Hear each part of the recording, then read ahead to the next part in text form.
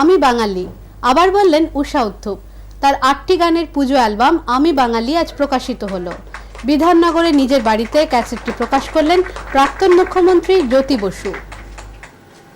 Someone whom I've admired as a father figure, as someone I could respect for all the values that he stood for, and that is our very dear Jyoti Babu.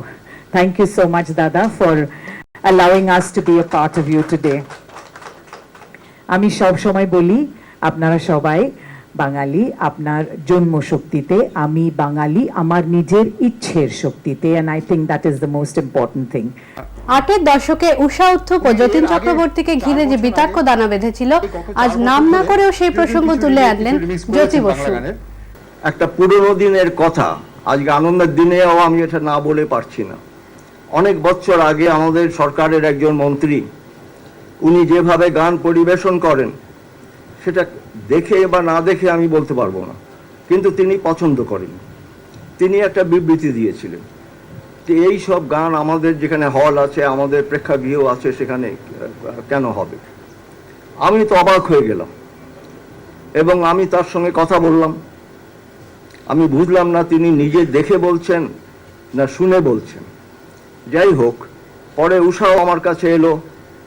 আমি আমার মন্ত্রীর সঙ্গে একেবারে দ্বিমত ছিলাম এবং আমি বললাম এই স্বাধীনতা ওর আছে, মানুষ বিচার করবে। আমি আপনি তো বিচার করতে পারি নিশ্চয়ই, কিন্তু মানুষ বিচার করবে। এবং মানুষের কাছে তখনই, আজকে অনেক বছর আগের কথা, উনি খুব প্রশংসা অর্জন করেছিলেন। এবং পরে ওর সঙ্গে আমরা কথা বলে সব মিটমাট হয়ে গেল। বিদেশি প্রবাসী শুনলে নাম কলকাতা,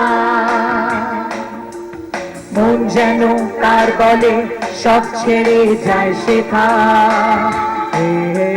বিদেশি প্রবাসী শুনলে নাম কলকাতা। অ্যাকর্ড মিউজিক কর্পোরেশনের তরফ থেকে এই ক্যাসেটটি প্রকাশিত হলো। The old name was Calcutta. Shyamashree Dasgupta, খবর এখন। কলকাতা শতকে কত জোয়ার গেল বই।